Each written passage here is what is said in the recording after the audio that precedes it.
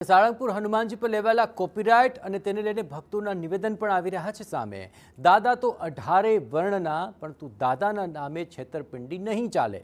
સાળંગપુરના કષ્ટભંજન હનુમાનજી મંદિર દ્વારા કોપીરાઇટ મેળવવાના નિર્ણયનો રાજ્યભરમાં વિરોધ થઈ રહ્યો છે। મંદિર ટ્રસ્ટ વિરુદ્ધ સનાતન ધર્મ વિરોધી પ્રવૃત્તિ કરવાના આરોપ લાગી રહ્યા છે, સાથે જ કાયદે પગલાંની પણ ચીમકી મળી રહી છે। ત્યારે કોપીરાઇટ અંગે ભક્તોનો મિશ્ર પ્રતિસાદ મળી રહ્યો છે। અમુક ભક્તોનું કહેવું છે કે ભગવાન પર કોપીરાઇટ તો ન જ હોઈ શકે, ભગવાન તો સૌના છે, જેને લીધે અમુક શ્રદ્ધાળુઓ આ ઘટનામાં જોડાયેલા લોકો સામે કડક પગલાં લેવાની માંગ કરી રહ્યા છે। દાદાના મંદિરે કોપીરાઇટ કિંગ ઓફ સાળંગપુરમાં ના જ થવું જોઈએ અને જે કંઈ લોકો આ કરતા હોય, કોપીરાઇટ કરતા હોય કે પ્રસાદમાં કે પછી ઓનલાઈનમાં ખોટા માર્ગદર્શને હરિભક્તોને ચડાવતા હોય, એ લોકોને પર કાયદેસરની કાર્યવાહી થવી જોઈએ। બે તરફ કોપીરાઇટના આ નિર્ણયને શ્રદ્ધાળુઓનું ખુલ્લેઆમ ક્યાંક સમર્થન પણ મળી રહ્યું છે।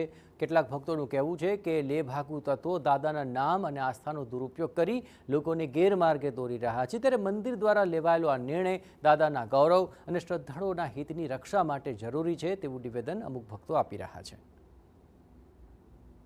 આજકાલ હું પણ સોશિયલ મીડિયામાં જોઉં છું કે સાળંગપુરના નામે ફ્રોડ થઈ રહ્યો છે, જેથી કરીને રૂમના ઉતારા છે, દર્શન બાબતે છે, પ્રસાદી બાબતે છે, એ બધું સત્ય હકીકત છે અને ખોટો ફ્રોડ થઈ રહ્યો છે।